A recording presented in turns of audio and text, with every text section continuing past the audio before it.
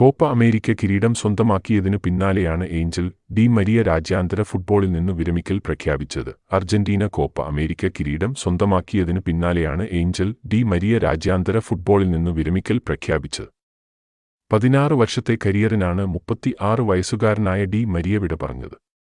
കിരീട നേട്ടത്തോടെ വിടപറയുകയെന്ന സ്വപ്നം പതിവായി കാണാറുണ്ടായിരുന്നു. വിങ്ങറായ ഡി മരിയ അർജന്റീനയ്ക്കായി 2010, 2014, 2018, 2022 ലോകകപ്പുകളിൽ അർജന്റീനയ്ക്കു വേണ്ടി കളിച്ചു. അർജന്റീനയെ 2014 ലോകകപ്പ് ഫൈനലിൽ എത്തിച്ചതു ഡി മരിയയുടെ കഠിനാധ്വാനമാണ്. കോപ്പ അമേരിക്കയിൽ ഡി മരിയയ്ക്ക് ഏറെ വേദന അനുഭവിക്കേണ്ടി വന്നു. 2015, 2016 സീസണുകളിൽ ടീം ഫൈനലിൽ തോൽക്കുന്നത് കാണേണ്ടി വന്നു.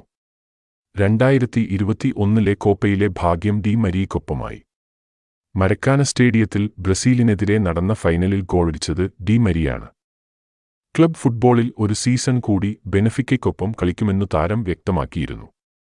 2007 അണ്ടർ 20 ലോകകപ്പ് കിരീടം നേടിയ ടീമിലും 2008 ബെയ്ജിംഗ് ഒളിമ്പിക്സിലും ടീമിനെ ജയത്തിലെത്തിക്കാൻ ഡി മരിയയ്ക്കായി. 144 രാജ്യാന്തര മത്സരങ്ങൾ കളിച്ച ഡി മരിയ 31 ഗോളുകളടിച്ചു. 2019 കോപ്പ അമേരിക്കയിലെ വെങ്കല മെഡലും താരത്തിന്റെ അലമാരയിൽ ഭദ്രമായെത്തി. സൂചി പോലെ നീണ്ടിരിക്കുന്നതിനാൽ എൽ ഫിഡോ എന്ന ഓമനപ്പേരിലാണ് ഡി മരിയ അറിയപ്പെടുന്നത്. കാനഡയ്ക്കെതിരായ സെമി ഫൈനൽ മത്സരത്തിനു മുൻപ് ഡി മരിയയ്ക്കായി കിരീടം നേടുമെന്നു മെസ്സി പ്രഖ്യാപിച്ചിരുന്നു.